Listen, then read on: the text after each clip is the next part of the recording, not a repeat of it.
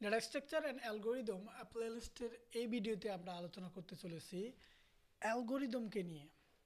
So আমরা এতক্ষণ জানলাম ডাটা স্ট্রাকচার কি, ডাটা স্ট্রাকচার কেন, এবং এর বিষয়ে আরও কিছু জানার চেষ্টা করছি, কিন্তু এবার আমরা আলোচনা করব অ্যালগোরিদমকে নিয়ে।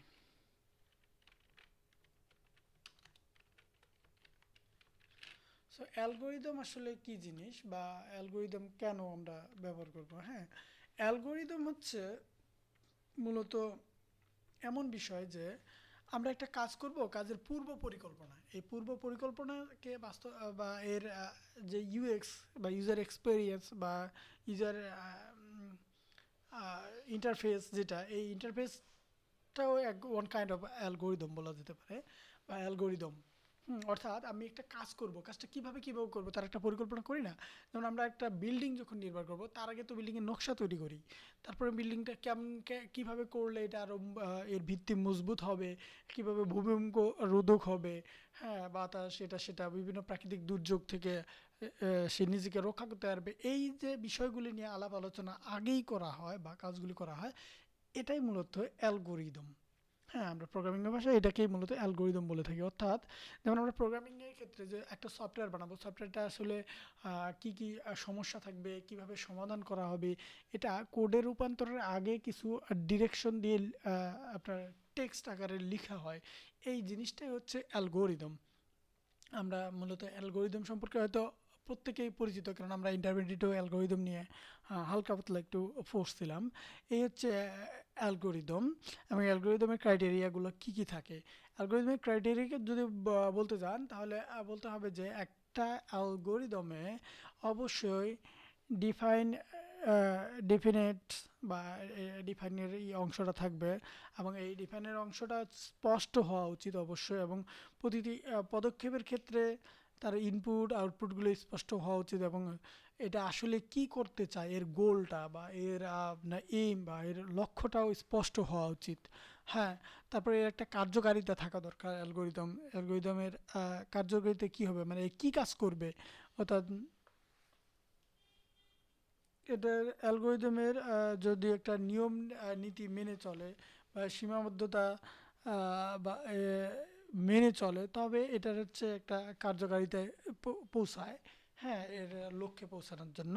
এছাড়া থাকবে এর ইনপুট আউটপুট।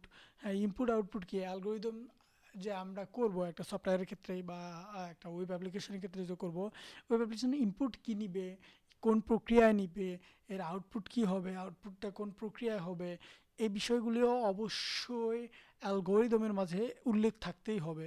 এবং অ্যালগোরিদমের যে স্বতন্ত্রতা, উম, অর্থাৎ একটা অ্যালগোরিদম যে তৈরি করব তার ধাপে ধাপে দিক নির্দেশ অনুযায়ী এটাকে থাকতে হবে, এবং যার প্রত্যেকটা দিক নির্দেশনাগুলি স্পষ্ট হওয়া লাগবে।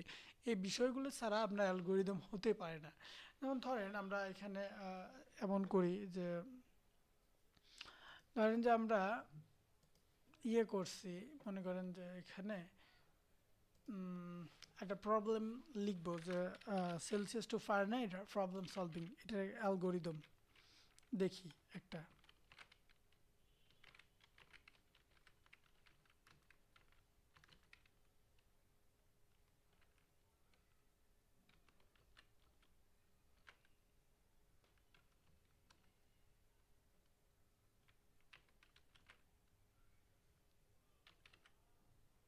সরি,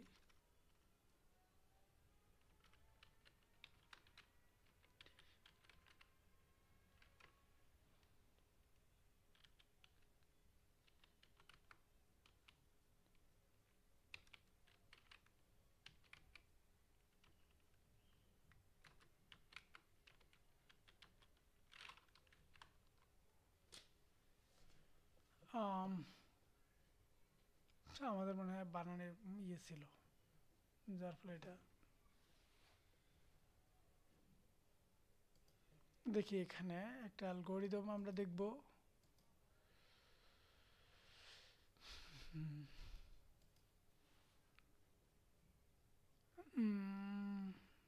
সরি, এটা দেখুন, algorithm for C program to convert Celsius to Fahrenheit. এখানে প্রথমে কি বলছে, এখানে দেখুন প্রথম বলছে define temperature and Celsius unit, সেলসিয়াসের একক একক এটার তাপমাত্রা কত আছে এই মুহূর্তে এটা ডিফাইন করতে বলছে। তারপর বলছে যে অ্যাপ্লাই এন্ড ফর্মুলা ফারেনহাইট, তারপরে এটা যে ফারেনহাইটে আমরা কনভার্ট করব, করার জন্য এর নিয়ম কি আছে, কিভাবে করতে হয়, সেই বিষয়টাকে এখানে আমাদের সাজানো লাগবে পরের বারে। তারপর করব কি, যে print the temperature and Fahrenheit, ফারেনহাইটে টেম্পারেচারকে কনভার্ট করো। এই যে কোডে আমরা প্রকাশ করছি স্টুডিও ডট এইচ মানে সি প্রোগ্রামে, হ্যাঁ এখানে কি করছি, এই পুরো কাজটাই কিন্তু মূলত আমরা প্রথমে এই 3 লাইনে লিখছি। ঠিক আছে, এখানে 3 লাইনে আমরা কি লিখলাম, 3 লাইনে যত কথা লিখছি এই কথাটাকেই আমরা পরবর্তীতে কোডের এতগুলো লাইনে লিখছি। অর্থাৎ আমরা প্রথমে কি বলছি, define temperature in Celsius unit, Celsius এককে টেম্পারেচার আগে শনাক্ত করতে বলছি। তো এখানে হেডার ফাইলগুলো দিছি, বরাবর মতো একটা ফাংশন নিচ্ছি, ফাংশনে এখানে ফ্লোয়েন্ট দিয়ে কী করছে, ইয়েগুলা ভ্যারিয়েবলগুলোর নাম নিয়ে নিছি।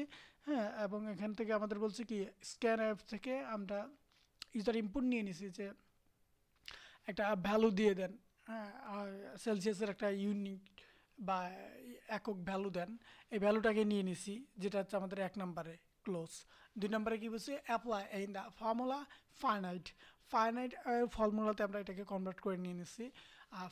ফাইনাইটের কনভার্ট করার ফর্মুলাটা কি, ফর্মুলাটা হচ্ছে আমরা জানি যে ফাইনাইট, আমরা এখানে সম্পর্ক একটা দেখেছিলাম যে C/5 = F - 32/9। তো এটাকে যদি আমরা এফকে আলাদা এক পাশে রাখি, অর্থাৎ ফাইনাইট ইজ ইকুয়াল কি আসবে তাহলে, এই ফর্মুলাটাই এখানে লেখা হয়েছে যে F is equal 9C, maybe এমন আসে যে 9C/, নোটপ্যাডে আমরা এটাকে দেখি, আমরা এখানে দেখছিলাম যে C/5 ইজ ইকুয়াল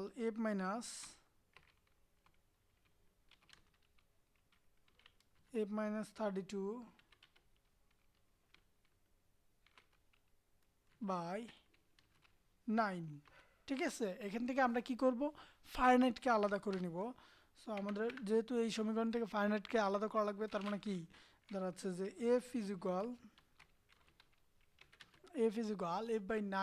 যেহেতু আছে, মানে 32/9 মানে C, 9C। সো এখানে 9C, এটাকে এইভাবে লেখা যেতে পারে যে, সরি, যে 9